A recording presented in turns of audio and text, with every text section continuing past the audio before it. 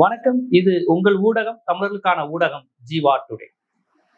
புதிய தலைமுறை நேர்பட பேசு ஒருங்கிணைப்பாளர், மூத்த பத்திரிகையாளர் விஜயன் அவர்களை விசாரணைங்கிற பேர்ல இரவு நேரம் அழைச்சிருக்கிறாங்க.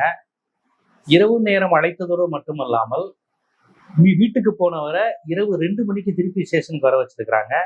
ரொம்ப நேரம் அவரை தொடர்ச்சியா விசாரணைக்கு உட்படுத்தி இருக்கிறாங்க. அதுக்கப்புறம் அவரை போலீஸ் ஸ்டேஷன்லயே இருக்க வச்சிருக்கிறாங்க. அதோட உச்சபட்ச கொடுமையாக அவருடைய செல்போனை பறிமுதல் செஞ்சு வச்சிருக்கிறாங்க.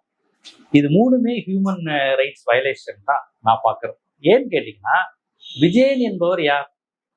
என்ன எதுவும் காட்டுக்குள்ள ஒளிஞ்சிருக்காரு அவரு? இல்ல வேற நாடுகளுக்கு தப்பித்து போகக்கூடியவர் அவரு?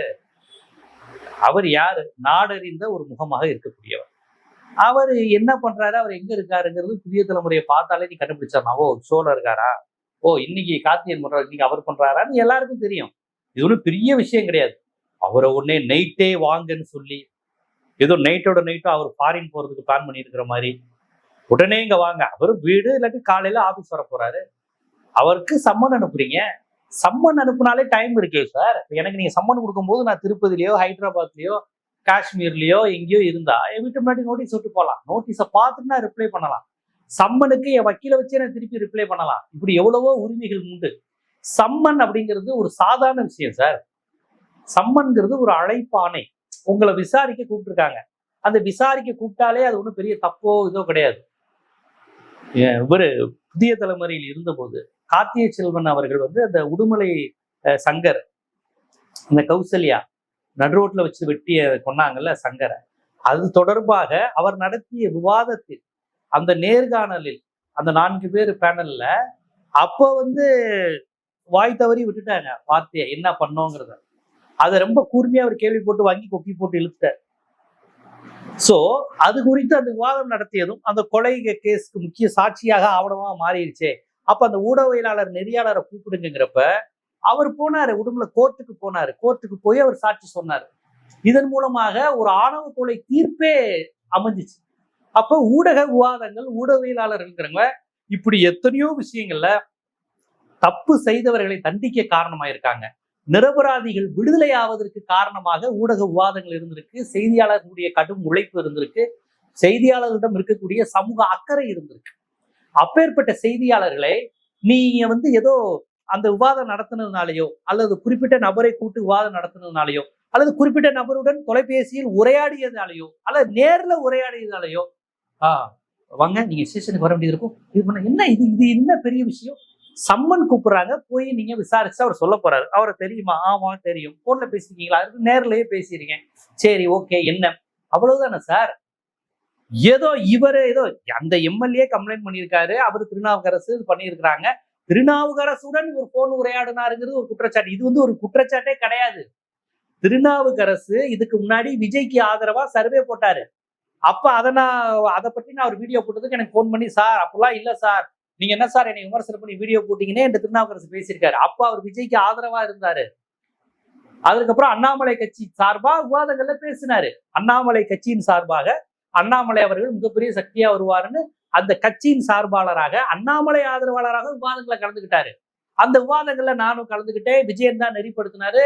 பலர் இருந்தாங்க. அந்த காட்சியெல்லாம் கூட நீங்க பார்க்கலாம். அந்த புதிய தலைமுறை விவாதம் கூட நீங்க பார்த்துருந்துருக்கலாம். இதுல என்ன சார் இருக்கு? இப்ப நீங்க திருநாவுக்கரசு நீங்க ஏதோ அவர் மீது ஒரு அக்யூஸ் பண்றீங்க, இவர் மூலமா பேசப்பட்டது அப்படின்னு.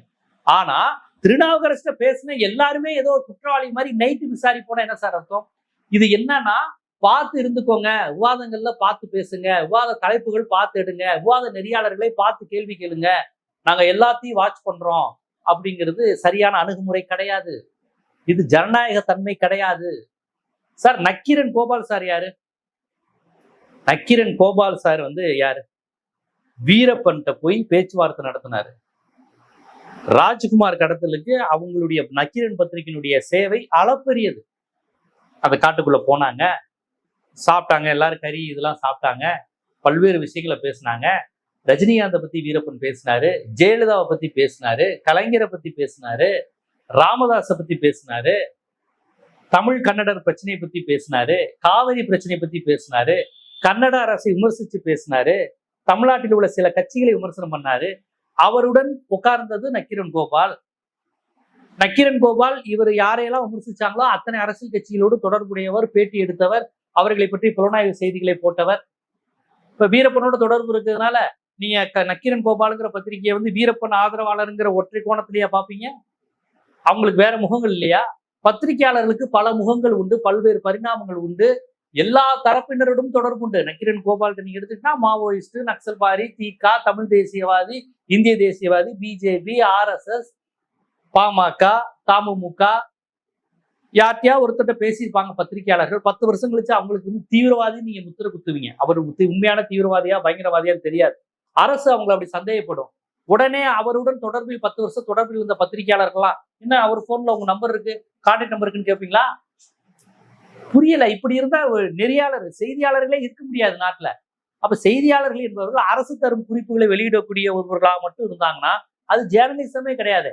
பிரஸ் ரிலீஸ வந்து பிரஸ் ஒரு குறிப்பு வெளியிடுறது, அதை அப்படியே வெளியே நியூஸ்ல போட்டா போதுமே. எல்லா தரப்பினரிடம் பழகி இவங்க தரப்பு, அரசு தரப்பு, அரசுக்கு எதிராக பேசுறவங்க, போராடுகிற அமைப்பினர், போராளி அமைப்பினர், அரசால் பயங்கரவாதின்னு சொல்றவங்க, எல்லார் தரப்பையும் உட்கார வச்சு கேட்டு அந்த மேடையிலேயே சமர்புரிய வச்சு எது சரி, உங்க பாயிண்ட் சொல்லு, உங்க நியாயத்தை சொல்லு, என்ன எதுக்குன்னு பேசுறதுதான் சார் ஒரு ஊடகத்தை அறம். அப்ப விஜயனுக்கு வந்து திருநாவுக்கரசு போன் நம்பர் இருந்துச்சுன்னா இதுக்கு என்ன இருக்கு சார்? எல்லா ஜேர்னலிஸ்டும் திருநாவுக்கரசு போன் நம்பர் இருக்கும் சார். எல்லா டிவி ஜேர்னலிஸ்டும் திருநாவுக்கரசு போன் நம்பர் இருக்கும். அவர் அண்ணாமலை கட்சியினுடைய PRO மாதிரி இருக்கிறாரு, எப்படி இல்லாம இருக்கும்? அவர் ஏற்கனவே கருத்து கணிப்புன்னு லயோலா காலேஜ் சார்பா அந்த கருத்து கணிப்பு போட்டாரு. அந்த ராஜநாயகம் அந்த டீமோட சேர்ந்து செயல்பட்டவர். ராஜநாயகத்தை தமிழ்நாட்டுல எல்லாருக்கும் தெரியும், கருத்து கணிப்பு போடுவாருன்னு. லயோலா காலேஜ் ராஜநாயகம்னா எல்லாருக்கும் தெரியும். அவரோட இணைந்து செயல்பட்டவர். அப்ப ராஜநாயகத்திட்ட இப்ப போன் நம்பர் இருக்கும். உடனே ராஜநாயகத்தையும் நைட்டு கூப்பிடுவீங்களா? என்ன சார் இது? புரியவே இல்லை. அவருடன் ஒரு வாட்ஸ்அப் சாட் பண்ணியிருக்காரு. அது குறித்து உங்களுக்கு விசாரிக்கணும்னா முறையா சம்மன் அனுப்புங்க. அனுப்பி சார் இது குறித்து பேசணும், எப்போ ஃப்ரீயா இருப்பீங்க? இன்னைக்கு நைட்டு ஷோ இருக்கா, நாளைக்கு வரீங்களா, ஒரு 11 மணிக்குள்ள வரீங்களா சார்? அது ஒரு கிளாரிஃபை பண்ணிட்டு போயிருங்களேன். அப்படிதான் சார் ஒரு ஜேர்னலிஸ்ட நீங்க அணுகணும். ஜூரி குற்றவாளி மாதிரி நைட்டு 10 மணிக்கு வாங்க. விஜயன் நினைத்திருந்தால் சார் நைட்ல என்னால வர முடியாது சார், வீட்டுல கம்ஃபர்ட்டா ஃபீல் பண்ண மாட்டாங்கன்னு சொல்லலாம். ஆனா அவர் 10 மணிக்கும் வந்திருக்காரு, நைட்டு 2 மணிக்கு கூப்பிட்ட போய் வந்திருக்காரு. தொடர்ந்து அவரை உட்கார வச்சிருக்கீங்க, அப்பயும் மரியாதை கொடுத்து உங்களுக்கு கட்டுப்பட்டு அவர் செயல்பட்டு இருக்கிறார். நம்ம சட்டத்தின்படி செயல்படுவோம், காவல்துறை நண்பர்களுக்கு ஒத்துழைப்பு தருவோம்னு அவர் செயல்பட்டு இருக்காரு. அப்போ அவர் ஒரு ஊடகவியலாளரா உங்களுக்கு மரியாதை தரும் போது ஒரு ஊடகவியலாளருக்கு நீங்க ஒரு மரியாதை தரணும்ல. இது ஒட்டுமொத்த ஜேர்னலிஸ்டையே அவமானப்படுத்துற மாதிரி இருக்கலாம் சார். விடிய விடிய விஜயனிடம் விசாரணை நடத்தணும்னா என்ன, விடிய காலையில காணாம போயிடுவாரா, இல்லூஷன் ஆயிடுவாரா? SJ சூர்யா படம் மாதிரி இருக்கு அல்லது இல்லைங்கிற மாதிரி மாறிடுவாரா அவரு? எனக்கு புரியல. விடிய விடிய விஜயன்ட்ட எதுக்கு சார் விசாரணை? காலையில 5 மணிக்குள்ள என்ன நடக்க போகுது? இல்ல இது வந்து ரொம்ப ஜேர்னலிஸ்ட குற்ற உணர்ச்சிக்கு உள்ளாக்குற மாதிரி, மிரட்டுற மாதிரி இருக்கு. இதை எதை பத்தி பேசுற? இதை பத்தி எல்லாம் பேசாத. கவர்மெண்ட்டுக்கு பிடிக்காதுன்னா அப்ப அதை பத்தி விவாதிக்காதீங்க. நாளைக்கு ஒரு ப்ராஜெக்ட் கொண்டு வருவீங்க, அது குறித்து சந்தேகத்தை ஊடகவியலாளர்கள் எழுப்புனா, நீ போராடுற குரூப்போட தொடர்புல இருக்கியா அப்படின்னு கூப்பிட்டு விசாரிப்பீங்களா? அந்த நிர்வாகத்துக்கு எதிராக ஏதாவது நியூஸ் போட்டா, நிர்வாகத்துக்கு எதிராக நீ நியூஸ் போடுறேன்னா அப்ப நீ ஏதோ அரசுக்கு எதிராக இருக்க, அந்த நிறுவனத்துக்கு எதிராக இருக்க, வா அப்படின்னு விடிய விடிய விசாரணை பண்ணுவீங்களா? ஒரு செய்தியாளர் என்பவன் எல்லாரோடையும் டச்ல இருப்பாரு, எல்லாரோடையும் தொடர்புல இருப்பாரு. அதுல எந்த பிரச்சனையும் கிடையாது, அது தப்பும் கிடையாது. ஜெயலலிதா வளர்ப்பு மகள் திருமணத்தை சன் நியூஸ் எப்படி சார் வெளியிட்டாங்க? ஜெயலலிதா அம்மையார் அனுமதியோடய வெளியிடல, அது தெரியுமா உங்களுக்கு? அவரு ராஜா சார் வந்து அவரோட அனுபவத்தை புத்தகமா போட்டிருக்காரு, தலைப்புச் செய்திகள்னு, சன் நியூஸினுடைய முன்னாள் எடிட்டர். அந்த வளர்ப்பு மகள் திருமணம், சசிகலா ஜெயலலிதா அந்த நகை போட்டது, ஆடம்பரமா இருந்தது, அந்த கல்யாண காட்சிகளை வந்து ஒளிபரப்புவது தான் 96 ஜெயலலிதா தோற்றதுக்கே மிக முக்கியமான காரணம். அந்த ஆடம்பர திருமணத்தினுடைய வீடியோ, டாய்லெட், செப்பல் எல்லாம் தங்கம், வெள்ளி, சொம்பு, வாட்ச் எல்லாம் தங்கத்திலையும் வெள்ளிலையும் மின்னுது. இவங்களுடைய போட்டோ வீடியோவெல்லாம் வெளியே வந்த உடனே ஒரு ஆட்சி மாற்றத்துக்கே அந்த வீடியோ இதாச்சு. அப்பேற்பட்ட ஊடகத்தினுடைய பணி அது அன்றைய அரசால் விமர்சனத்துக்குரியது. அன்றைய அரசு அவரை கைது செய்யணும், இது பண்ணி பல்வேறு டார்ச்சரை ராஜா சாருக்கு தந்திருக்கலாம், மூத்த பத்திரிகையாளருக்கு. அப்ப பல விஷயங்கள் அரசுக்கு எதிராக, அது எந்த அரசாவனா இருக்கட்டும், அதிமுக, திமுக, தாவேகா, காங்கிரஸ், அரசுக்கு எதிராகவும் அரசுக்கு இது பிரச்சனை தரும்னு தெரிஞ்சாலுமே நிறைய ஊடகவியலாளர்கள் நிறைய காட்சிகளை, பேட்டிகளை எடுத்து போட்டிருக்கிறாங்க. டிவிஎஸ் சோமன் ஒருத்தர் தெரியும் உங்களுக்கு, விவாதங்களை பங்கு பெறுவார், ஒரு பத்திரிகையாளர். அவர் வந்து தமிழ்நாடு அரசினுடைய தேடப்படும் குற்றவாளியில் இருந்த தமிழரசன் கலிய பெருமாளை போய் பேட்டி எடுத்திருக்காரு. பேட்டி எடுத்து அவர் புத்தகமா போட்டிருக்காரு. அப்ப அவர் என்ன தனித்தமிழ்நாடு தனிப்படை அமைப்பதற்கு டிவிஎஸ் சோமுங்கிற பத்திரிகையாளருக்கு உடன்பாடு இருக்குன்னு எடுத்துக்கலாமா? அப்ப அவர் பிரிவினவாதின்னு சொல்லி அவருக்கு நீங்க இது பண்ணுவீங்களா? சார், ஒரு போராளி அமைப்பு, சரி பயங்கரவாத அமைப்பு, ஏதோ ஒண்ணு அவங்களுடைய கருத்தை கேட்டு வெளியிடுவதற்கு பத்திரிகைக்கு உரிமை உண்டு. ஒரு கட்சியின் பார்வையில் இன்னொரு கட்சியோட இருக்கிறதே தப்புதான். திமுக அதிமுக பிடிக்காது, அதிமுக திமுக பிடிக்காது, தாவேகா திமுக பிடிக்காது. இப்படி பாத்தீங்கன்னா பத்திரிகையாளர்கள் யார்கிட்ட தான் நாங்க பழகுறது? யார்கிட்ட இருந்து செய்தியை சேகரிக்கிறது? யாரோட உரையாடுவது? யாரோட விவாதிப்பது? நாங்க கவர்மெண்ட்டுக்கு வலிக்கும், கவர்மெண்ட்டுக்கு பிடிக்காதுன்னா நாங்க எந்த திமுக அதிமுக எந்த கவர்மெண்ட்டோடய அப்படி இருக்க முடியாது. கவர்மெண்ட்டுக்கு பிடிச்ச மாதிரி அப்படி செயல்பட முடியாது. அதே இப்ப இப்ப திமுக அதிமுக காலத்துல மட்டும் இல்ல, திமுக காலத்துல அந்த ஒரு வடநாட்டு பெண்மணி வந்து ஈவ்டீசிங்ல இதானாங்கல்ல, அந்த துப்பட்டா பிடிச்சு இழுத்து இதானாங்க, அது ஒரு கேஸ். அதுக்கப்புறம் தான் அந்த சட்டங்கள்லாம் வந்தது, ஈவ்டீசிங் தடுப்பு சட்டங்கள், இந்த மாதிரி பல்வேறு விஷயங்கள். அப்ப அதை வந்து பெரிதுபடுத்தியதும் அன்றைய ராஜா சார் போன்ற சன்னியூஸ் தான். அப்ப ஆளுங்கட்சி டிஎம்கே தான். ஆளுங்கட்சி டிஎம்கே இருந்தப்ப ஏன் அதை பெருசாக்குறீங்க? அவங்க பண்ணலையே. டிஎம்கேக்கு தலைவலியா இருக்கும். அப்ப ஜெயலலிதா தான் அந்த கேஸை போட்டாங்க. கமிஷனரை பதவி விலக சொல்லு, இவ்வளவு திமுக ஆட்சி, இவ்வளவு சட்டம் ஒழுங்கா, பெண்களுக்கு பாதுகாப்பு இல்லை. நாங்க அந்த செய்தியை பெருசாக்குனதும் அதே பத்திரிகையாளர் தான். நக்கீரன் போன்ற பத்திரிகைகளை அதை பெருசாக்குனாங்க. நக்கீரனை நீங்க திமுக ஆதரவுனா அப்புறம் எப்படி அதை பெருசாக்குவாங்க? திமுக ஆட்சிக்கு பிரச்சனை தரக்கூடிய விஷயத்தையும் அவங்க பெருசாக்குனாங்களே. இந்த ஆட்சி அந்த ஆட்சின்னா பார்க்கலையே. பத்திரிகையாளர்கள் என்பவங்க மக்களுக்கானவங்க. எங்க துயர்படுறாங்களோ அவங்களுக்கா நிப்பாங்க, அவங்களுக்கா பேசுவாங்க, அவங்களுக்கா குரல் கொடுப்பாங்க. அது எந்த அரசு, ஆளும் அரசு, திமுக அதிமுக தாவேக்கார் யார் இருந்தாலும் நடக்கும். பாஜக இதை வந்து நீங்க செய்யக்கூடாது, இந்த கட்சிக்காரங்களோட பேசக்கூடாது, இவரோட ஏன் தொடர்பு வச்சிருக்கீங்க என்று நீங்க கேட்பது அல்லது கேட்கவே கூடாது என்று மிரட்டும் துணியில் செயல்படுவது என்பது அப்பட்டமான ஜனநாயக விருதம், மனித உரிமை மீறல், ஊடக சுதந்திரத்தின் மீது எரியப்படுகின்ற கல். இதை வந்து நம்ம ஏற்றுக்கொள்ளவே கூடாது. இதுதான் நான் ஊடகவியலாளருங்கிறதுக்காக சப்போர்ட் பண்ண நினைக்காதீங்க. மக்களுக்காக தான் பேசுறேன். இது மக்களுக்கான பிரச்சனை.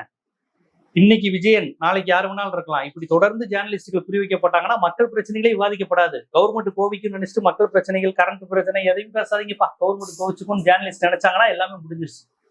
அதனால இது ஒரு மிகப்பெரிய ஆபத்தை தரும். அவர் மீது உங்களுக்கு ஒரு விசாரணை தேவைப்பட்டா விசாரிக்கவே கூடாதுன்னு சொல்ல பத்திரிகையாளர்களை. அதான் சொன்னேன், கார்த்திகை செல்வன் விசாரிச்சு ஆணவ கொலைக்கே தண்டனை தருவதற்கு அவருடைய விவாதம் பயன்பட்டது. நீங்க விஜயன் அவர்கள் கூப்பிட்டு என்ன சார், என்ன இது, என்ன பேசினாங்க, லைட்டா இது ரொம்ப டீசென்டான வேலை கேட்க வேண்டியது. விடிய விடிய விசாரணை, இரவு 2 மணிக்கு வீட்டிலிருந்து வர வைத்து வா வா வா, இப்போ 2:10 அந்த மேட்டர் போயிட்டுனா ஏதோ பெரிய பாம் பிளாஸ்டே நடந்துடும், வா அந்த ரகசியம் என்னன்னு உனக்கு தெரியுமே சொல்லுங்கிற மாதிரி அவரை ஒரு பெரிய குற்றவாளி மாதிரி சித்தரிக்கிறதுலாம் ரொம்ப தவறு. செல்போனை பறிமுதல் செய்வது எல்லாம் மிகப்பெரிய தவறு, சட்ட ரீதியாகவும் தவறு, மனித மாண்புகள் அடிப்படையில் ரொம்ப தவறு. ஒரு ஊடகவியலாளராக, ஜனநாயகத்தை விரும்புவராக ஜீவா டுடே இதற்கு கடும் கண்டனத்தை தெரிவிக்கிறது. இதை எல்லாரும் கண்டிங்க. இல்லைன்னா இந்த பிரச்சனை விஜயனோட நிக்காது, உங்களுக்கும் எனக்கும் எல்லோருக்கும் இது வரக்கூடிய ஆபத்தா மாறிடும். இது போன்ற அரசியல், சமூகம், சினிமா, பொருளாதாரம், சட்டம் போன்ற பல்வேறு விழிப்புணர்வு காணொளிகள் உங்களை வந்து சேர்வதற்கு ஜீவா டுடே சேனலை சப்ஸ்கிரைப் பண்ணுங்க, ஆதரவு தாங்க.